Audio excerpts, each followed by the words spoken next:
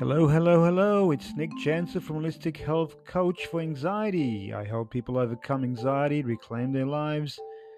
I provide personalized coaching to guide individuals towards balance and well being. Together, we'll develop coping strategies, explore root causes, and make positive life changes.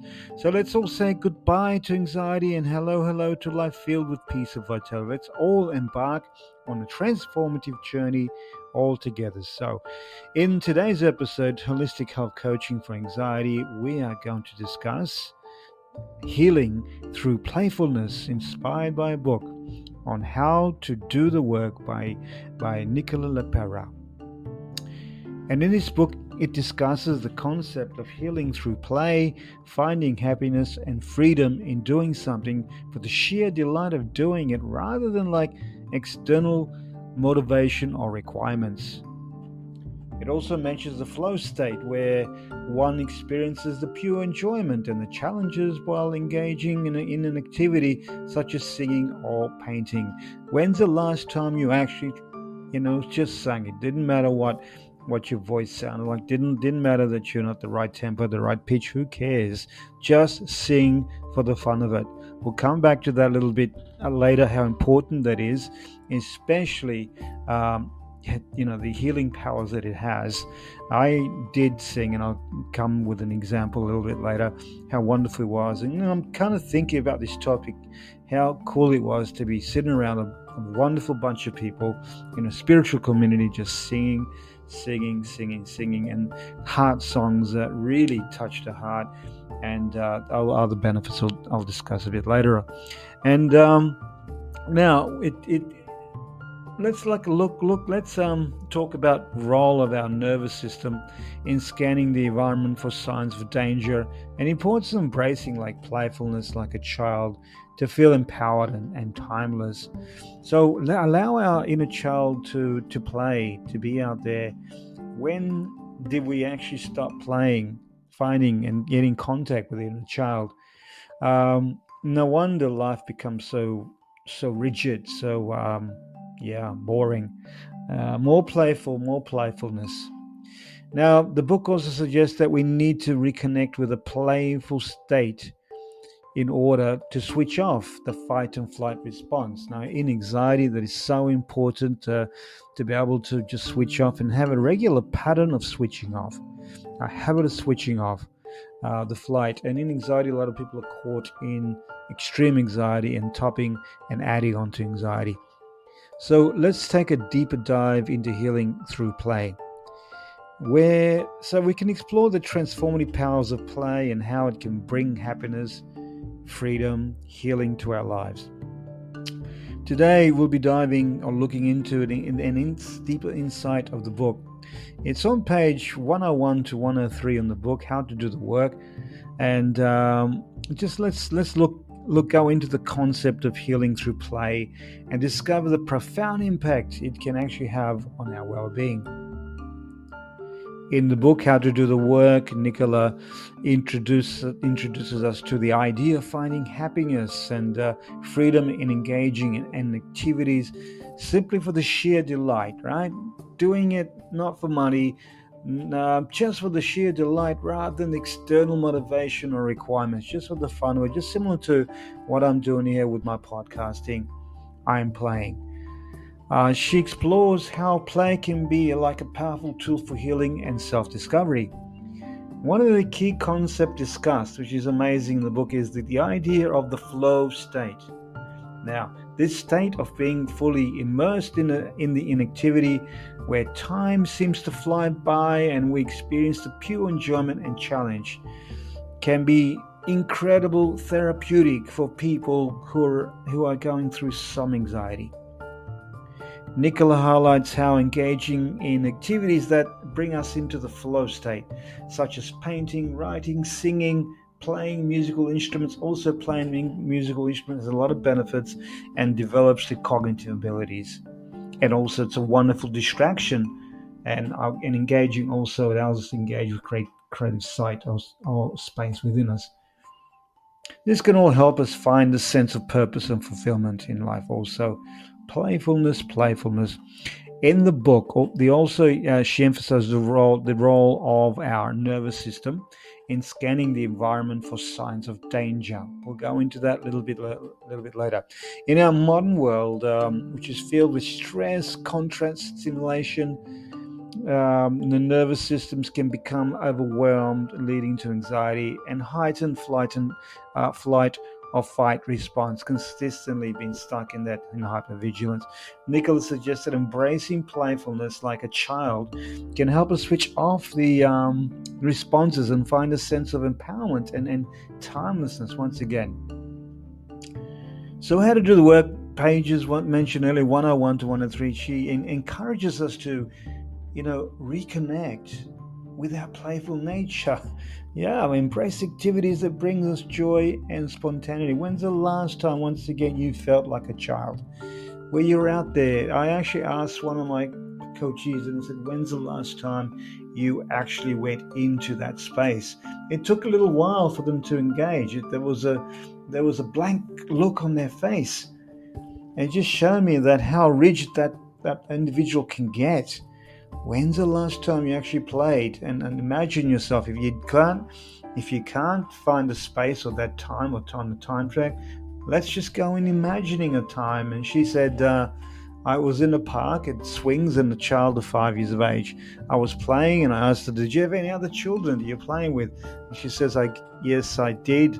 So, it was wonderful. It was a wonderful vision for her to go traveling in a time capsule back to the time she was on those swings. Now, the chapter kind of reminds us that play is not just for children, but an essential part of our well-being as an adult. Don't forget there's an inner child within us.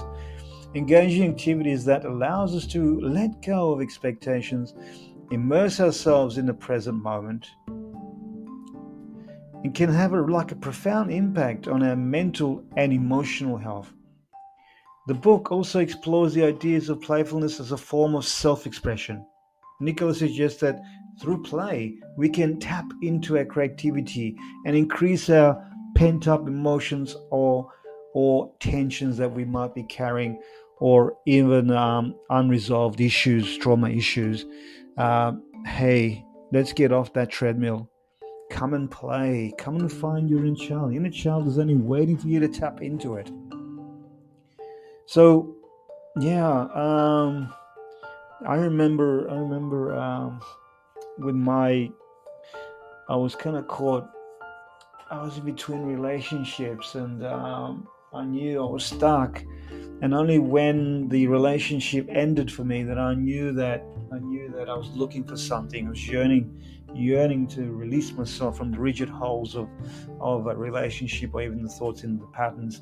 There was so much anxiety. There was so much triggering. There was so much going on. There was so much crazy making in relationships, and so much anxiety. I didn't know who I was, and I can still feel that those traumatic moments sometimes come about, and they're impressions of the mind. So it's time to play and release those things. So I found laughing yoga. I found workshops that allowed me to play, and it changed my life. So something like we can even look at dancing. I did a lot of dancing that helped the body movement, and that also releases a lot of stress. Some people find gardening or even engaging in imaginative role play activities an outlet for self-discovery, healing. Example, like I can also remember the time I took up impro theater, where it was just imaginary, on the spot, no script, just improvised script. Someone says, be a dog, play doggy, so I'd get on my legs and arms and I'll pretend and bark all over the place, and I'll be barking at people and it was just fun. It was just laughing. Also with yoga, you can actually do yoga poses and instructions, and you're just playing with people. We're all doing the same thing. There's no judgment. There's a safe facilitation. It's a workshop with no judgment. You just be who you are. The whole idea is to just have fun and just be you. And this just lowers anxiety levels. It destroys all the harsh patterns that we're living with. And it's all about the imagination. Coming back to the book, How to Do the Work, it encourages to approach play with a sense of curiosity and be open to the idea that you're not stuck unless you want to be stuck in anxiety. There are things and tools and coping mechanisms that we can deal with, and we can deal with this anxiety. Um, yeah, it's not about achieving a particular outcome or being the best at something, but just about embracing the process and allowing ourselves to be fully present in the moment of having fun. Let's let go of all the judgments and expectations that you've got at the moment, because expectations holds us and holds that inner child of ours kind of firm in your inner child. We can create a safe space for exploration, self-growth, self-discovery. This is what being playful does for us. Now, in the book, it also touches on the importance of finding balance between work and play. Have a sit down and just work out how much of your time is play and how much of your time you invest on this life. Is it more in stride, more anxiety, or there's some playtime in your life? And if not, find the avenues. Like, there's a lot of things we can do. We can go dancing, impro dancing. We can do 5 rhythm dancing. We can do bio dancing to find an inner child. Find ways to have fun with your loving community. No judgment out there. So get out of your 4 walls and go and do something else. Now, in our society, it's a fast-paced society where productivity is often valued above all else. How wrong is that? Do you remember my last podcast? If you were in my life, for those who just joined us in last podcast back I spoke about 8 by 8 by 8 rule: 8 sleep, 8 work hours, and 8 fun, playful hours. How do you play? We can easily forget ourselves, the importance of taking time for ourselves and engaging in activities that bring joy in your life. Nicola reminds us that the play is not a luxury, but a necessity for all overall well-being and health benefits. As we're now entering near our exploration of how to do the work and that particular chapter, that particular few pages, let's remember the profound impact that the healing through play can have on our lives. Once we embrace our playful nature, engaging in activities, even singing a song like making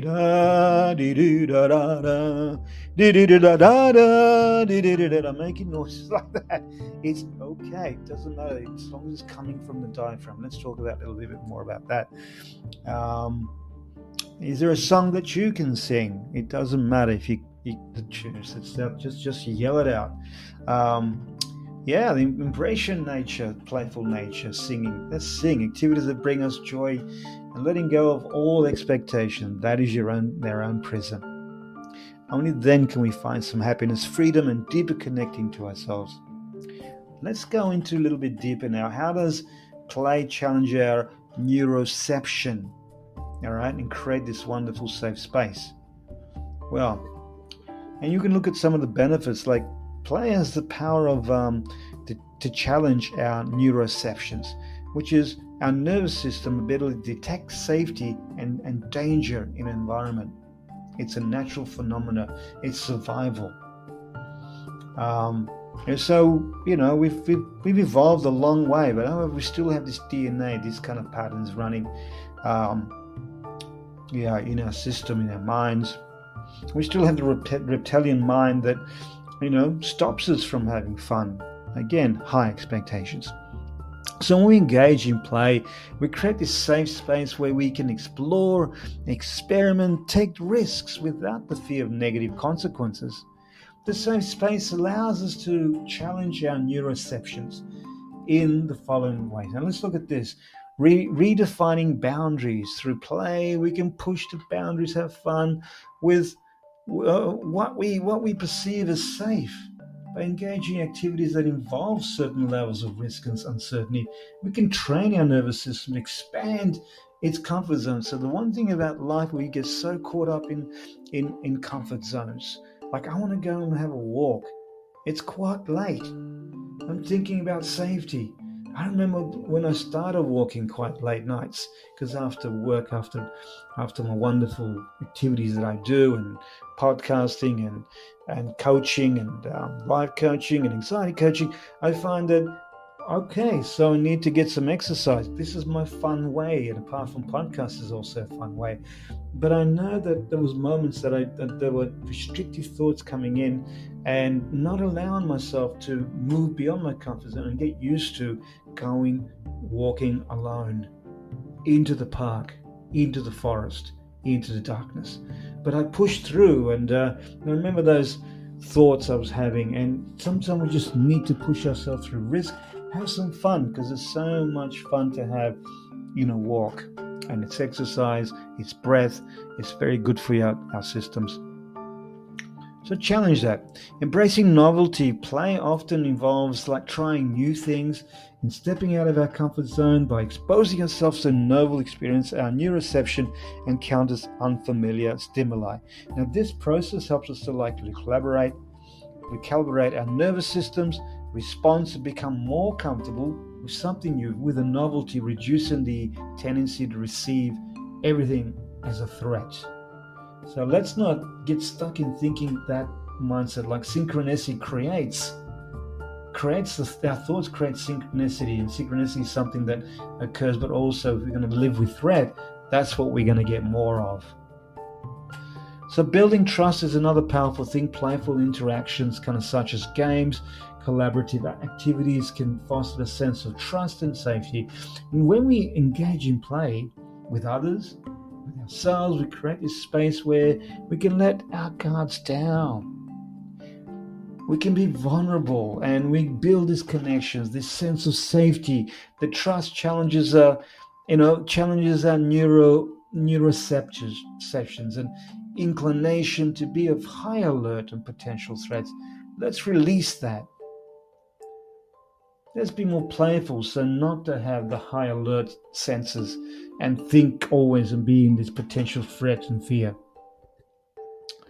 So releasing tension can play a lot, allows us to release, allows us to to release pent up emotions and tensions in a safe and controlled manner. We might be going through some stuff, holding on some stress, but go and have a game of touch of footy with a bunch of mates. Do whatever. Go sailing with a bunch of mates. Play. Get it in the sun.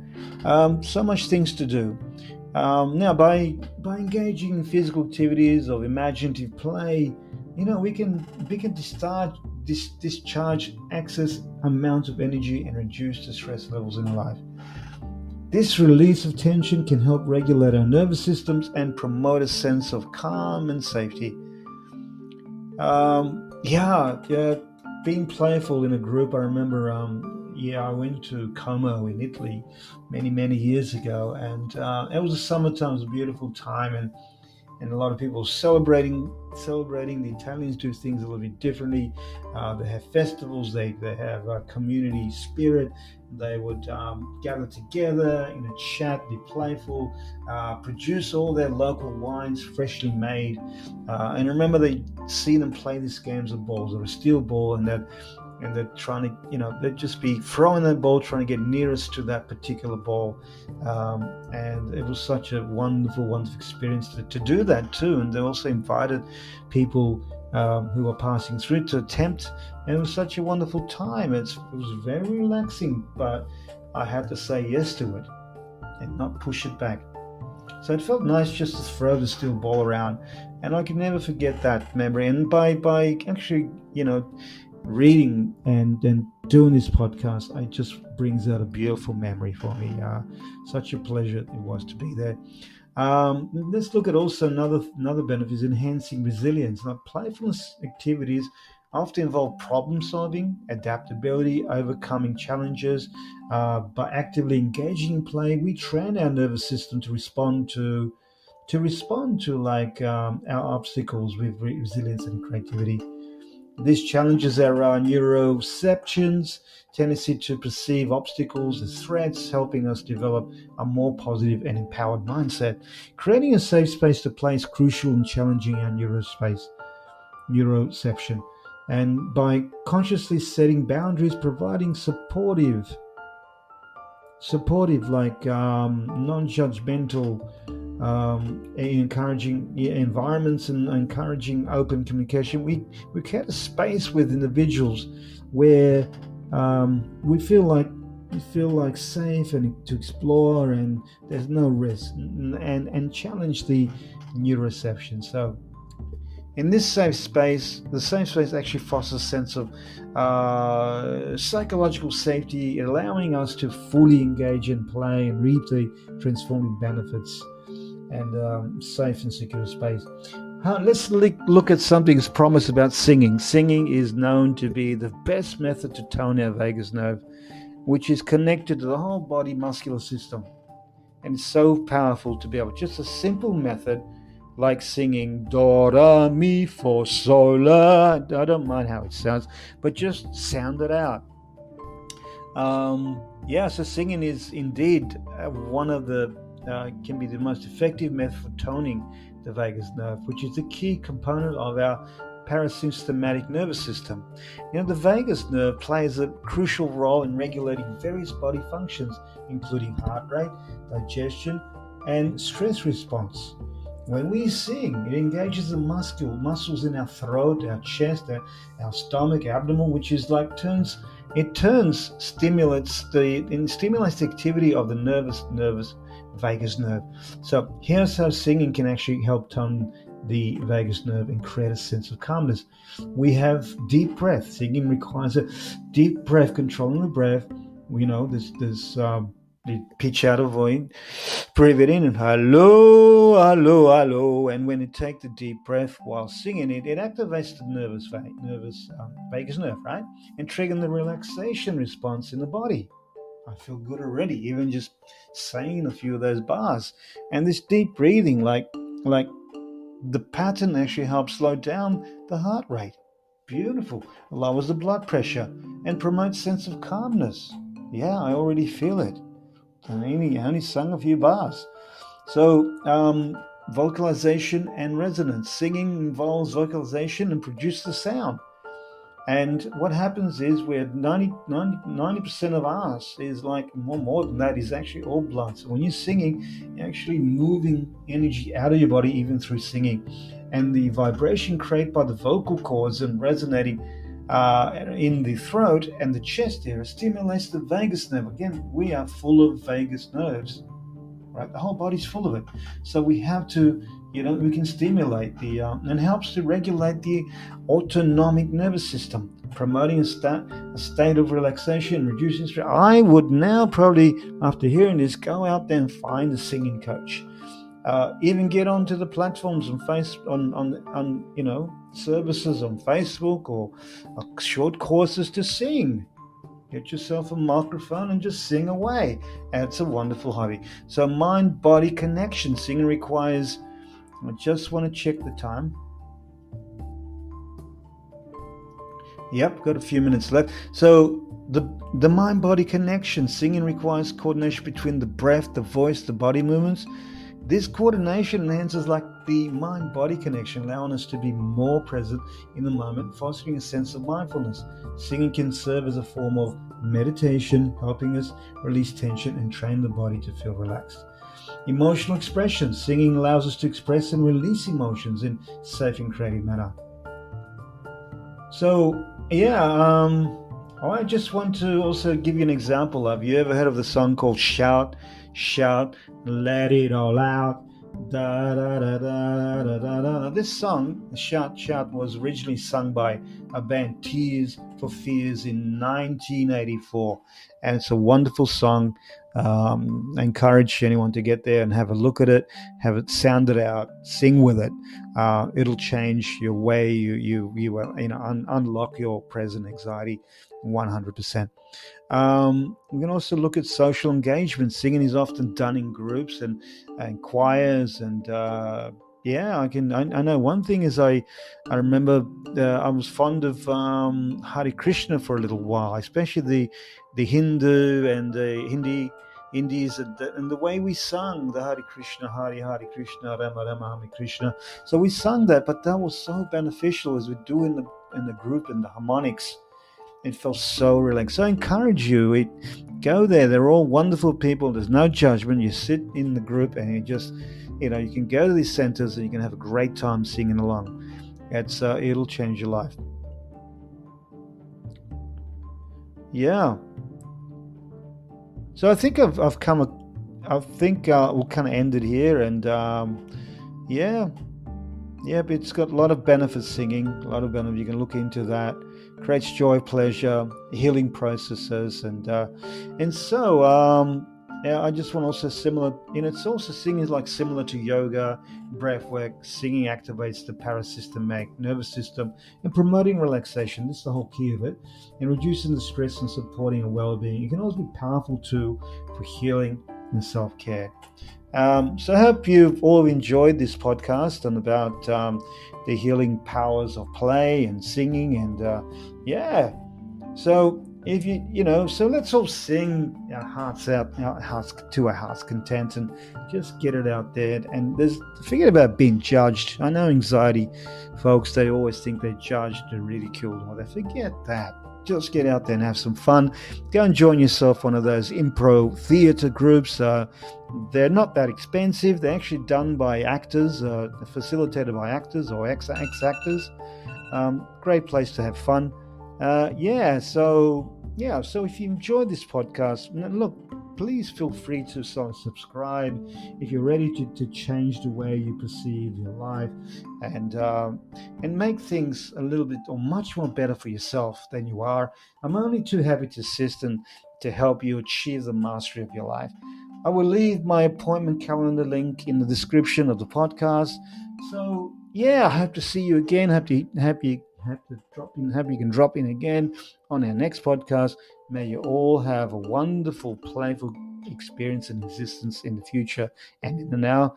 Until our next podcast, namaste, my dear friends, and all the best. This is Nick here, holistic health coach for anxiety.